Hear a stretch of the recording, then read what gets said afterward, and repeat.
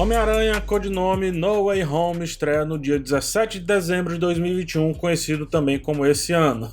Até lá, muita água vai rolar porque, se duvidar, esse já é um dos filmes solo da Marvel mais comentado e mais envolto aí a expectativas do vindouro multiverso. Um multiverso, inclusive, na vida real também. Vamos conversar sobre isso. Mas antes, se inscreve nesse canal, dá um joinha para ajudar na divulgação e corre aqui no botão de Seja Membro. Lá tem uma nova opção, uma opção para quem quer cursos, tanto de produção quanto de crítica.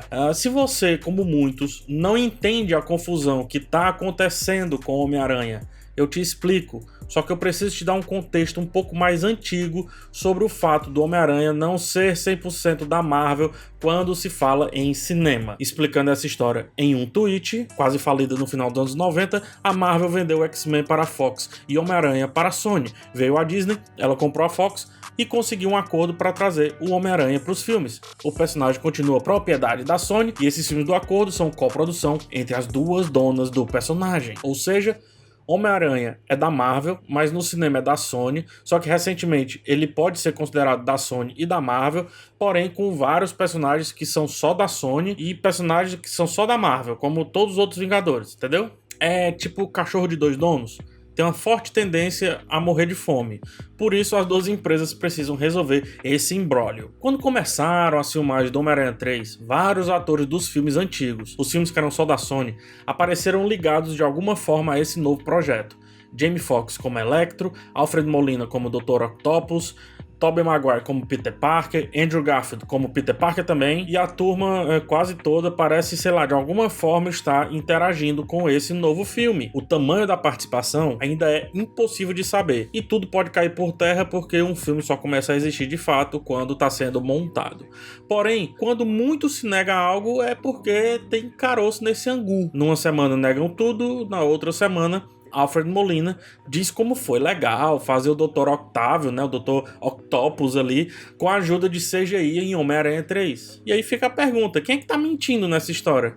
É sempre assim, numa semana a negação e na outra semana a afirmação. O que mantém firme toda essa ideia de multiverso em Homem-Aranha 3. Que não seria nada novo, porque no filme Homem-Aranha no Spider-Verse, muito bem recebido pelos fãs, pela crítica e ganhador do Oscar, apesar do protagonismo ser do Miles Morales, praticamente todas as outras versões do personagem aparecem, desde o Porco-Aranha até o Homem-Aranha no ar. Pronto, esse é o panorama da confusão.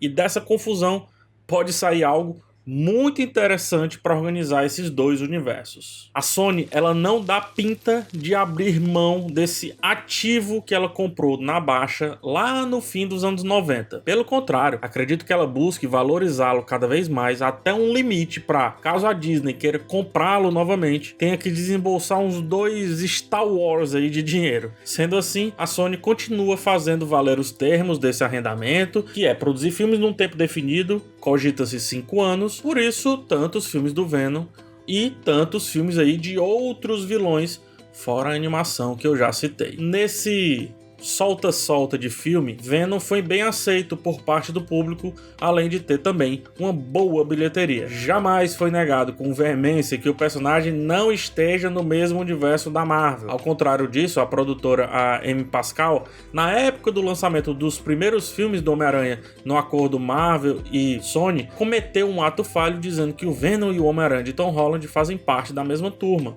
Kevin Feige, que representa a Marvel nessa história, não gostou. Porém, a ideia cresceu. Aquilo que parecia uma piada tá virando realidade, sendo essa a grande solução para organizar toda a confusão desses vários Homens-Aranhas. O plural tá certo, viu? Não reclame, são 2 substantivos. Os 2 vão pro plural, fica a dica aí. Caso seja estabelecida em No Way Home um multiverso, bola que já vem sendo cantada desde o primeiro filme do Doutor Estranho, as duas empresas podem seguir contentes e satisfeitas usando o personagem do jeito que quiserem. O acordo recente entre Sony e Marvel tá chegando ao fim, mas a Marvel, ela precisa do Homem-Aranha nesse universo.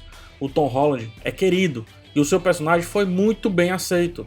Do outro lado, como já disse, a Sony não vai largar o osso muito fácil e ela precisa de um Homem-Aranha para esse seu universo de vilões que vem sendo desenvolvido. Tem Morbius, Venom e também tem o Kraven. no mínimo. É óbvio que continuar apenas com os vilões é como fazer um bolo sem recheio. É até legal por um tempo, mas depois fica aquela sensação de ser só aquilo mesmo, sem graça. E mais cedo ou mais tarde, esse universo precisará do herói central da história. Afinal, sem herói, sem vilão. E vice-versa, como aprendemos bem aí com o Senhor Vidro, lá no filme Corpo Fechado. Recentemente, um moço chamado Sanford Pennant, diretor da divisão de cinema da Sony Pictures, falou para Variety, veículo de grande credibilidade, que o Homem-Aranha não fará falta depois do próximo filme do Venom que será lançado. Ele disse, olha as aspas, temos um universo Marvel. O volume de personagens que temos, você sabe, espera até ver o próximo Venom. Você não sente falta do Homem-Aranha. Tudo bem, por mais que eles tenham muitos personagens na manga, eu afirmo, é preciso uma teia que interligue todos esses caras. E isso já existe dentro de casa. Existe em dobro, na verdade. Temos Tobey Maguire e temos Andrew Garfield, separando os universos, colocando tudo que é da Sony em um balde e tudo que é da Marvel em outro balde. Tanto Marvel conseguirá correr com as próprias pernas, quanto a Sony conseguirá valorizar cada vez mais esse seu ativo ao usar alguns dos dois atores para viver a sua versão do personagem aqui em questão. Nos quadrinhos isso já aconteceu. No cinema, com o Spider-Verse, a animação, também. E tem uma declaração também do mesmo moço aí que corrobora com essa ideia das duas empresas firmarem relação. Abre aspas. Acho que agora talvez esteja ficando um pouco mais claro para as pessoas para onde estamos indo e acho que quando No Way Home sair, ainda mais será revelado. Em outro momento dessa mesma entrevista, ele também falou que tem uma excelente relação com Kevin Feige e que mais coisas podem acontecer no futuro. O fato é que Sony e Marvel estão namorando, gente. Se continuarem assim, felizes no amor, tanto poderá haver um intercâmbio do Homem-Aranha do Tom Holland, como também poderá haver uma segregação invisível, tranquila, como eu apontei aqui acima, daquelas que diz assim, tudo que é meu é seu, meu amor. E tudo que é seu é só meu. Somando isso ao fato de vários personagens estarem passeando no universo Marvel a partir de Homem-Aranha 3 e também com a possibilidade de um novo acordo para o Tom Holland continuar cada vez mais Marvel e o Homem-Aranha cada vez mais de todos, não vejo a Disney perdendo tanto assim caso as duas versões do mesmo personagem venham porventura a existir. Digo mais, deu tudo errado para Sony?